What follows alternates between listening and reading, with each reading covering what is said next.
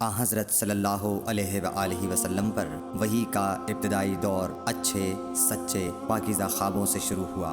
آپ خواب میں جو کچھ دیکھتے وہ صبح کی روشنی کی طرح صحیح اور سچا ثابت ہوتا۔ پھر من جانب قدرت آپ تنہائی پسند ہو گئے اور آپ نے غار حرا میں خلوت نشینی اختیار فرمائی اور کئی دن اور رات وہاں مسلسل عبادت اور یاد الہی و ذکر میں مشغول رہنے لگے، جب تک گھر آنے کو دل نہ چاہتا توشہ ہمراہ لیے ہوئے وہاں رہتے۔ توشہ ختم ہونے پر ہی اہلیہ محترمہ حضرت خدیجہ رضی اللہ تعالی عنہا کے پاس تشریف لاتے اور کچھ توشہ ہمراہ لے کر پھر وہاں جا کر خلوت گزین ہو جاتے۔ یہی طریقہ جاری رہا یہاں تک کہ آپ پر حق منکشف ہو گیا اور آپ غار حرا ہی میں قیام پذیر تھے کہ اچانک حضرت جبرائیل علیہ السلام آپ کے پاس حاضر ہوئے اور کہنے لگے کہ اے محمد پڑھو۔ آپ فرماتے ہیں کہ میں نے کہا کہ میں پڑھنا نہیں جانتا۔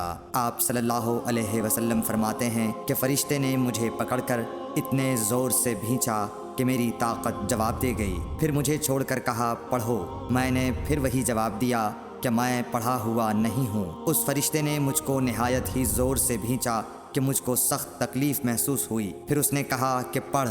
میں نے کہا میں پڑھا ہوا نہیں ہوں۔ فرشتے نے تیسری بار مجھ کو پکڑا اور تیسری مرتبہ پھر مجھ کو بھینچا، پھر مجھے چھوڑ دیا اور کہنے لگا کہ پڑھو اپنے رب کے نام کی مدد سے جس نے پیدا کیا اور انسان کو خون کی پھٹکی سے بنایا۔ پڑھو اور آپ کا رب بہت ہی مہربانیاں کرنے والا ہے۔ بس یہی آیتیں آپ حضرت جبرائیل علیہ السلام سے سن کر اس حال میں غار حرا سے واپس ہوئے کہ آپ کا دل اس انوکھے واقعے سے کانپ رہا تھا۔ آپ حضرت خدیجہ کے ہاں تشریف لائے اور فرمایا کہ مجھے کمبل اوڑھا دو، مجھے کمبل اوڑھا دو۔ لوگوں نے آپ کو کمبل اوڑھا دیا۔ جب آپ کا ڈر جاتا رہا تو آپ نے اپنی زوجہ محترمہ حضرت خدیجہ رضی اللہ تعالی عنہا کو تفصیل کے ساتھ یہ واقعہ سنایا اور فرمانے لگے کہ مجھ کو اب اپنی جان کا خوف ہو گیا ہے۔ آپ کی اہلیہ محترمہ حضرت خدیجہ رضی اللہ تعالی عنہا نے آپ کی ڈھارس بندھائی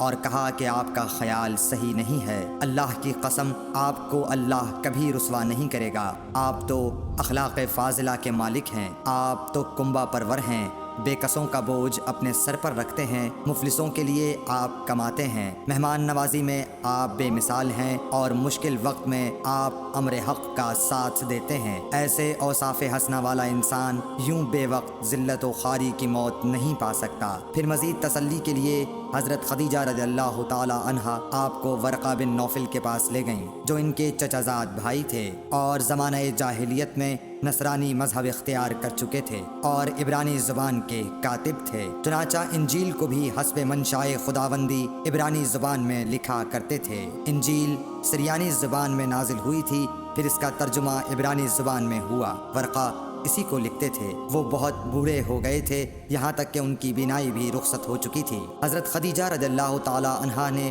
ان کے سامنے آپ کے حالات بیان کیے اور کہا کہ اے چچا زاد بھائی، اپنے بھتیجے محمد صلی اللہ علیہ وسلم کی زبانی ذرا ان کی کیفیت سن لیجئے۔ وہ بولے کہ بھتیجے آپ نے جو کچھ دیکھا ہے اس کی تفصیل سناؤ۔ چنانچہ آپ صلی اللہ علیہ وآلہ وسلم نے از اول تا آخر پورا واقعہ سنایا، جسے سن کر ورقہ بے اختیار ہو کر بول اٹھے کہ یہ تو وہی ناموس معزز رازدان فرشتہ ہے جسے اللہ نے حضرت موسیٰ علیہ السلام پر وحی دے کر بھیجا تھا۔ کاش میں آپ کے اس عہد نبوت کے شروع ہونے پر جواں عمر ہوتا، کاش میں اس وقت تک زندہ رہتا جب کہ آپ کی قوم آپ کو اس شہر سے نکال دے گی۔ رسول کریم صلی اللہ علیہ وآلہ وسلم نے یہ سن کر تعجب سے پوچھا کہ کیا وہ لوگ مجھ کو نکال دیں گے، حالانکہ میں تو ان میں صادق و امین و مقبول ہوں؟ ورقہ بولا ہاں یہ سب کچھ سچ ہے، مگر جو شخص بھی آپ کی طرح امر حق لے کر آیا